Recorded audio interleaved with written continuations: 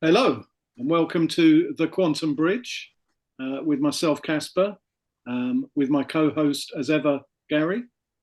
Hello, mate. Nice to see you. To That's a see first. you, nice to see you. Yes, Nice. that's right. Bit of English, not humour there. And today we're joined by a guest for the first time, who I will introduce as Jose. But since he's Gary's find, really, rather than my find, I will pass across rather than going on too long. Gary, back to you. Please do an intro to Jose and let's hear about his world. Great. Thank you, Casper, and welcome to the show, Jose. Thank you very much, guys. It's good. So what happens is, as some people may know, I do the sort of Twitter side of things. Casper does the LinkedIn, and he finds people on there. I find interesting people on Twitter. We could call it stalking, but I don't think it is. But anyway, so that's how I found Jose. We sort of end up following each other. I had a little thing. I read his profile. I thought this sounds like an interesting guy. Invited him on for a chat, and here we are. And no restraining order came in the meantime, Gary. No, that's it. No, Okay. not yet. Anyway, Not yet. Not yet. We'll see how this goes. But yes, so Jose, we've spoken to you a little bit, but maybe for the audience sake, you could go through what your background is, where you're at now. I think you're doing acupuncture and things, and maybe that you got involved with the People's Health Alliance as well. So it's quite a little bit here to talk about there, if you don't mind. No, absolutely. Well, if I go back to childhood, I suppose, I think it's fair to say that I was always interested in things that other people would consider a little bit off the wall. And I loved horror. I got into horror when I was really, really young. And I read loads of supernatural stuff as well. Loved Arthur C. Clarke's Mysterious World, all that kind of stuff. And I think I worked out that I was a bit of a misfit from quite an early age, which, I think a lot of us on this side of the rabbit hole probably discovered as well at some point in their life. So, got through school, failed. I wouldn't say I failed. I didn't participate very well, if I can put it politely. And I went off, did all kinds of stupid jobs. I was a salesman. I worked on the market, so I cleaned bricks. I did all sorts of weird things to try and make some money. And when the time came to get a career, it was acupuncture that I trained as, and I qualified in 1996, and I've been working as an acupuncturist ever since then, in the Rugby area, and now latterly in Wellingborough. And during that period, the reason I got into acupuncture was through Tai Chi. So I was absolutely mad keen on Tai Chi, and I won gold medals at British and European level for my sword forms. So basically, it's figure skating, but it's really, really boring. And figure skating is pretty boring, isn't it? So it's like 10 times slower and worse than that. But anyway, that was one thing that I did. Yeah, I worked as an acupuncturist, but I'd always been interested in writing. So going back to as a kid enjoying horror books so much, which some people might see as unwholesome, I suppose, in some way. But for me, was like a window on another world, and it's keeping that window open throughout my life. Although a lot of darkness has come in through that window, I also think that has pushed me towards the light as well. So some of my work is deeply uncomfortable, not just to read, but I've found it quite uncomfortable to write. But I still write now, though not as much because of some of the things that have happened in the last 2 or 3 years. We spoke about that, I think, last week. But yeah, I won a British Fantasy Award for my first novel, Meat. There it is, Little Demon. And Stephen King commented very positively about that book. And I thought for about 2 weeks that I was in and I'd made it, but I hadn't. And looking back now, I'm kind of glad. I think I said this to you as well. I'm really glad that I didn't get sucked into the success, and the big book deals with one of the big five publishers, and the movie options and all of that. So really, it's been a slog ever since then. lots of ups and downs, publishers going out of business, agent after agent, all of that sort of thing. And to be honest, I kind of lost interest in that side of it. I'd really like to get back into writing and just write. And nowadays, I've become involved with the People's Health Alliance, as you were saying earlier on. I noticed them very quickly when they began their work, and I thought, yeah, we need something else here. We need to come together to look after each other as much as anything else, because we're not being looked after. And at the same time, the other thing that I love about the PHA is the way that I think they encourage people to look after themselves, and that's something that we've also really lost touch with. It's been wheedled out of us over a really, really long period of time. So, as with all things relating to sovereignty of men and women, it takes work to be that man or be that woman. You can't just announce that you're independent and sovereign and all of that. There are lots of fronts on which that occurs. It's to do with education, in other words, how you educate yourself. It's to do with health, how you look after yourself and how you look after other people. It's to do with family, having honest, open, healthy relationships at home. It's about the food you eat. Where does the food come from? Do you grow it yourself? All these kinds of things. And it is also about law, which I've been learning about somewhat uncomfortably over the last 6 to 9 months for various reasons, minor reasons. It's not like I haven't done anything that you could consider criminal, but I have been, caused to expand and grow a little bit by the legal establishment and things of that nature. So that's kind of a background to what I do in Northamptonshire, which is where I live. I'm to a degree involved with trying to set up health hubs under the PHA banner, but I also write for their monthly newsletter. So my most recent contribution, which should come out in the next 2 or 3 weeks, is all about quantum healing and med beds, things of that nature that fascinate me, that I don't know a lot about, but would like to find out more. So that's a bit of background. Fantastic. I mean, with the books, you said you were still interested. I mean, would you still do the horror type stuff, or do you feel it would be something else now that you wanted to explore in your writing? Well, I don't think I published a book recently that was cancelled about 2 years ago. The book was cancelled because of my stance on what was going on in the world. My publisher didn't like that, and they quickly decided that they didn't want to be associated with me, and they made public statements to that effect. And they pulled the book days before it was due to go, which was disappointing at the time. Yeah. But anyway, long story short, I published the book myself because obviously the rights came back to me immediately in that situation, and I just published the paperback version of that book the other day. But really, I wrote that book probably 13 years ago, and it's a horror romp about giant man-eating plants. It's loads of fun if you like that sort of thing. But I don't think it represents the kind of work that I would do now. So, I mean, more recently, I've written a book that I've been thinking about writing for probably 25 or 30 years, a massive otherworld fantasy where plants are the highest form of life, and humans are quite a distant second or beyond to that. So it's a world of giant trees where different human cultures live at different levels of the trees. I was very annoyed when I saw Avatar because I thought, no, don't do that, guys. My idea is so much better than this. You know what I'm talking about. And yeah, so that's much more of a fantasy, which has elements. It's all about our relationship with the land and plants and all that sort of thing.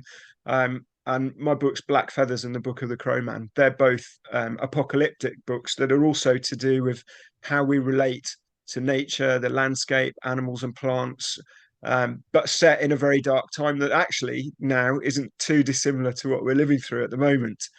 And I wrote a martial arts fantasy before that because I love the martial arts and I love the paradox of learning mastery and peace through what is in essence a violent or deadly activity. So I love that kind of juxtaposition. So yes, I would write again. It's probably less likely to be as dark as the stuff that I've done in the past. Did you ever read The Sacred Journey of the Peaceful Warrior? Yes, I did. I loved that book. I wondered what you might have thought about that. Sorry, it was just because of some of the things you're touching on. Of course, I'm fascinated by the stuff that you've spoken about in terms of the sovereignty aspect to relate to the land, to other life forms. Obviously, the aspect of the law has come into many of our paradigms because we've realised that we don't really know or didn't really know where we stand or understand or overstand. And I think that all of these elements are sort of blending for all of us, and each of us are picking out different parts that mean the most to us at that particular time.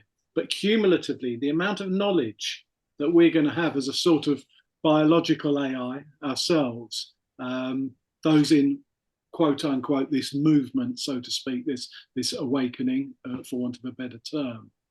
It's sort of an incredible time, and of course, health is absolutely linked to that. Now, there are many rabbit holes that we could go down here, and different verticals we could maybe look at another time. But you've touched on the area of the med beds, which is quite a sort of divisive area at the moment, and incredibly interesting at the same time. So that's something that we'd love to talk about a bit more. Is there specific sort of things that you're doing at the moment? Are there specific things that you're doing that have heightened that? How do you feel about that area at the moment? And I know that you have been doing something in terms of writing in that field.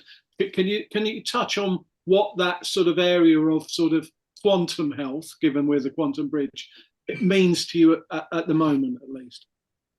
So, I mean, I became interested in them around the time that the current shit show got started, and I don't know why. I don't know what I was looking at the time, but I became aware of them, and I started looking for information about them at the time, and I try to be cautious and circumspect about what I see. Obviously, there are some things out there that you think this cannot possibly be true and real, and yet that's an old way of thinking, because many of those things that we couldn't accept as true and real are now in our face, and some of those things are beautiful and some of them are absolutely despicable.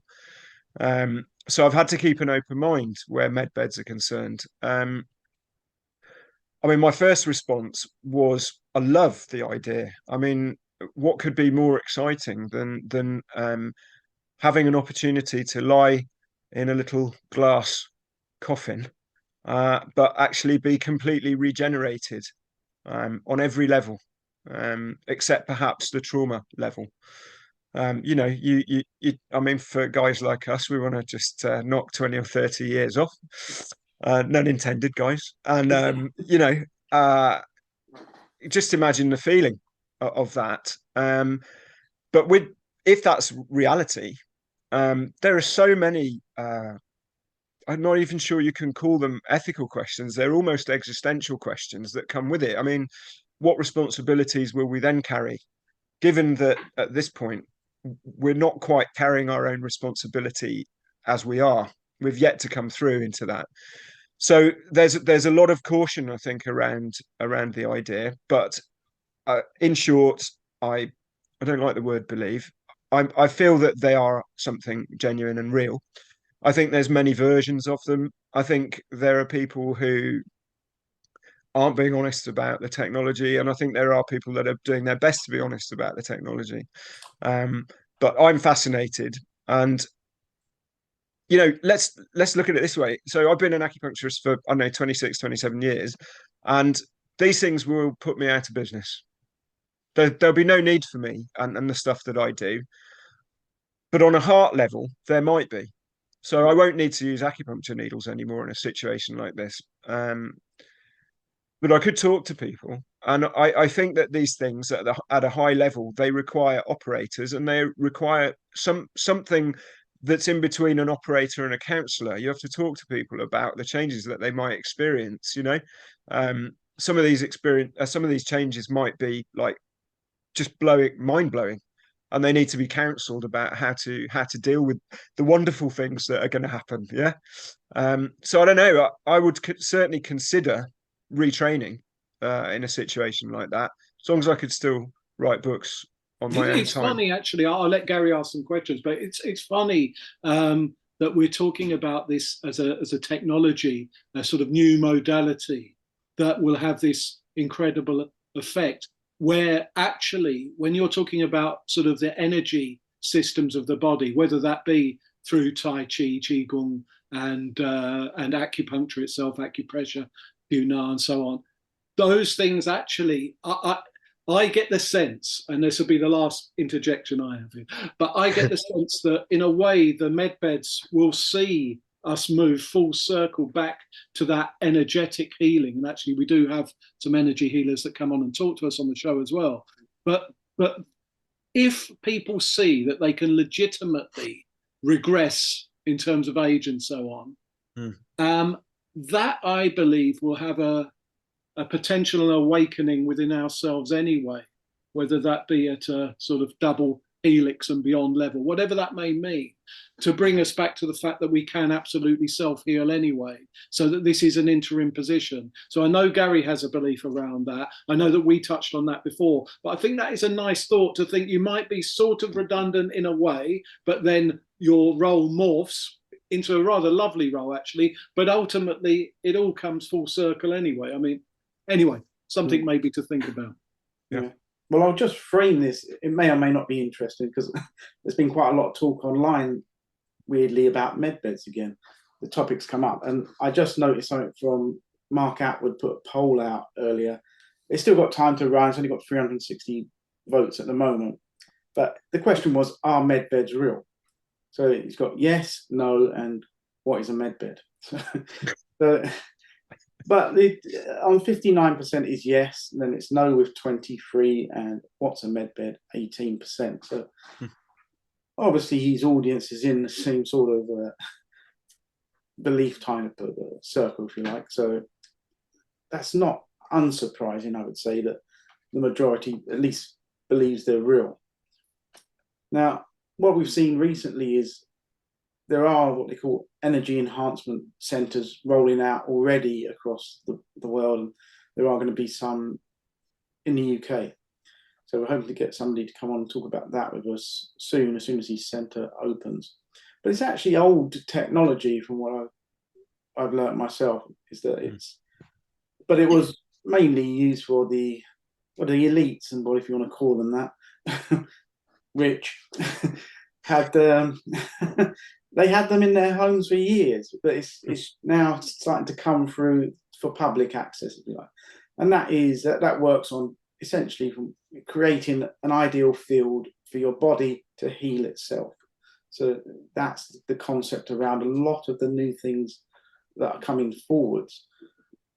When I think of med beds, we start going towards that more, we maybe consider like an ET type tech that is growing back limbs and, like you say, actually regenerating age. So I do remember when Trump came out once, when he went into hospital, saying he felt 20 years younger or something. Now, what have you found out yourself then, Jose, on this sort of thing? You found out there's different med beds? I mean, I think I've maybe heard of 3 or 4 different types. Yeah. So the ones I'm aware of, and please bear in mind, I could be wrong about this. The organisations themselves could be real, unreal, suspect, or genuine. I just don't know. But so what I've discovered so far, there's an organisation called Quantum Healing Systems, and they have 3 units. One is a personal, like a handheld unit. The second one is a home healing system that would do a larger area, so your family, pets, and all of that, and it would be running all the time in your house.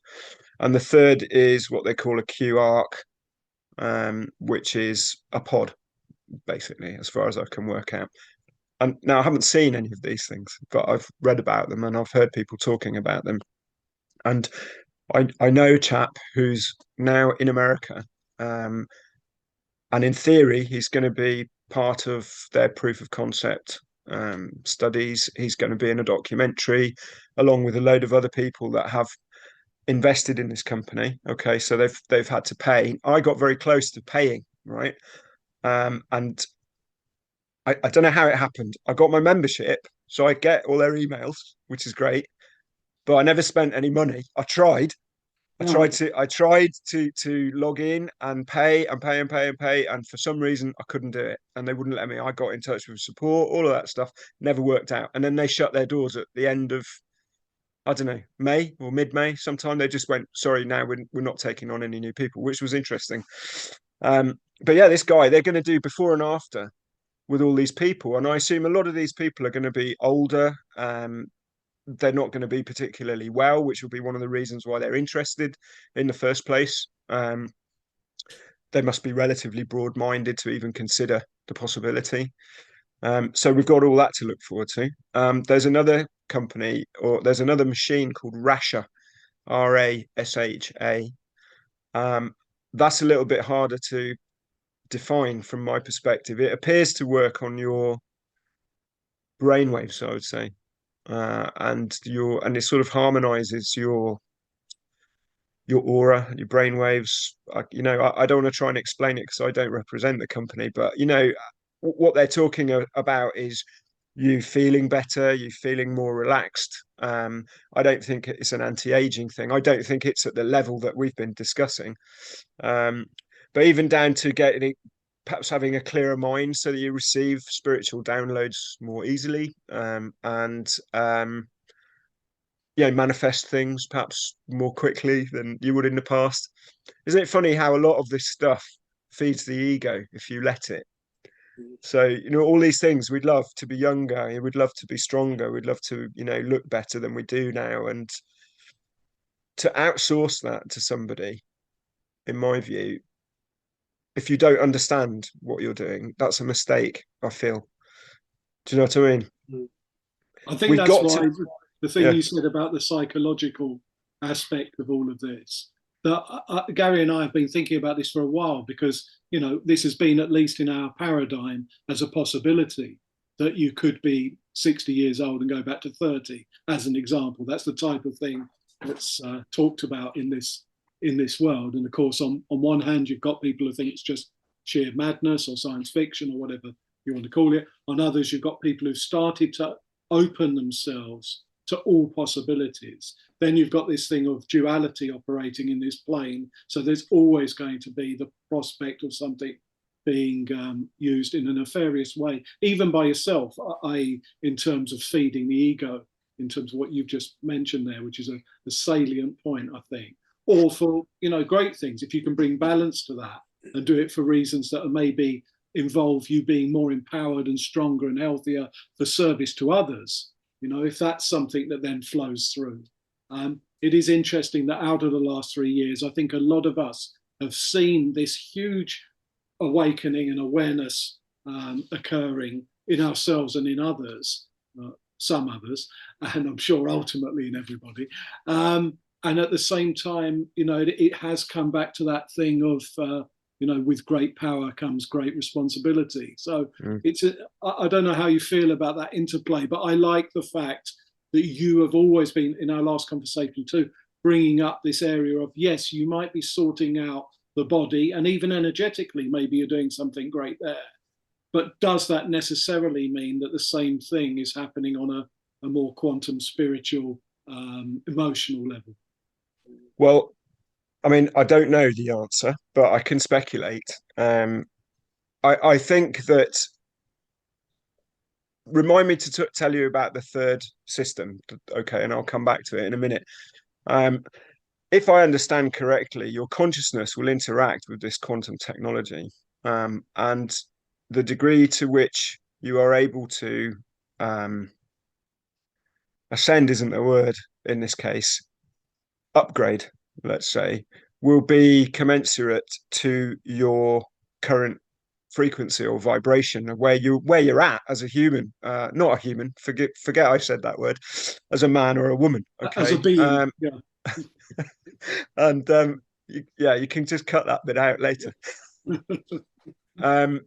So you won't go beyond a certain level, apparently, because it would be inappropriate for you to go beyond that level. But I just think it's something to be approached with caution.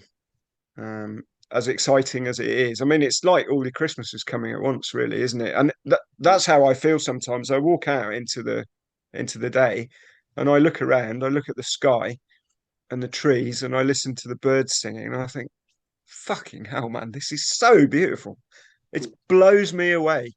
And I was so close to that. I tried to be more alive when I was younger, but I was too broken and too damaged. But I feel that we've all healed as part of this awakening journey. We've had to. And that healing process is our responsibility. No one else can do that for us. And it very much ties into the medbed. Very much ties into the medbed. So let me go back to the third system, just so I don't skip it. So the third one is called EE Systems. And it is run or led by, let's say, I think her name is Dr. Rose Michaels. And funnily enough, this was something I saw quite early on in my interest and then forgot about until recently. When I saw an interview by Jason Shirker of the Light System talking to her about what she does, and they had all the equipment beside them as he was doing the interview. A funny screen. So the Light System, they love this and they've backed it. I don't know why, but that's what they've decided to. That's the horse they're backing. So there's lots of players in this, and I really hope that these people are not competitors to each other. They're just bringing the best thing that they can at this moment. So, but the EE system, I think they have a version that you get inside. They've got these units that are divisible, so multiples of 4.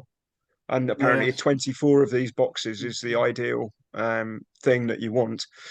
But then I think they have some sort of medbed affair as well. So we'll see, won't we? We shall see. Yeah, I mean, there's certainly lots of breadcrumbs to follow, I'd say. When I was first looking at this, again, I go back to some of that Trump thing when he was supposedly ill. But he did another talk when he was like, "Don't be scared of this. We have cures. We have miracle cures on the way." So he's dropping all these sorts of terms, and then I think maybe even on the government website I checked not long ago, where they actually was talking about we're going to team up with the National Space Agency to do new hospitals and things. So it is sort of there, if you. There's a story there. Yeah, it's still on .gov. If you look at, it was originally an article. I think it was when Hancock was doing. So you forget the characters, just some of that stuff. If you're looking at it being dripped out and in the background type of things, there are clues there, I would say. Sure. So we keep our fingers crossed. Absolutely. I'm noticing that we, as ever, are running out of time. I think that that was a great way to sort of touch on some of those areas and get a sense energetically and in terms of what you were able to say as well, Jose, about your background. For us, because we do the series with the praying mantis guys as well on the kung fu side, and Gary and I are certainly steeped in interest, and we won't go into our level of trainings. Obviously, it's beyond anybody's ken. But I do think that there are so many verticals that we could look at with you coming out of this. So that was really good. How do people, if they want to see any of your work, we'll put the links obviously in our show more here, and we'll put, if we can, is it going to be feasible to put the link to the work that you're doing or the questions that you're raising around medbeds too? Yes, absolutely. So at the moment that is published by the PHA newsletter, I can share that with you. Great. And then we can add that. I mean, that can be added at any time, just in case this this recording has come out before that. Well, look, again, I'm noticing the time. I thought that was a really great introduction to you, your world, and it's a cumulative world. We're all sharing, we're all learning at the moment. And isn't it, in a way, there is an aspect of me that does think that despite what's happened across the last few years, this is the miracle. What's happening and what we see around us is actually the miracle unfolding. It is. And I say that because I can feel it, and Yeah. for no other reason. And I was a very cerebral person in the past, probably because I was afraid of what would happen if I allowed myself to feel things. Yeah. Mostly because the things I'd felt were so negative in the past, Yeah. just unhappiness and fear and things of that nature. And now, my life has space for joy in it, in a way that it never did before. It's very difficult to explain that to people, because you sound like a religious kind of nut job, and even the close people that still love you despite everything that's happened, even those people, sometimes it's hard to explain that you feel deeply happy, and deeply able to deal with what's going on right now. So yeah, it is an amazing time. Absolutely amazing. Long may that continue. That's a wonderful place to end this. So long may that continue. And obviously, I'll turn back to Gary to say goodbye to you as well. But for now, thank you very much. Really enjoyed that. Hope to see you again. Great. Yeah, we'll hopefully see you again soon. Yeah, it's been a pleasure, guys. Thanks for having me. Much appreciated. Take care. Take care.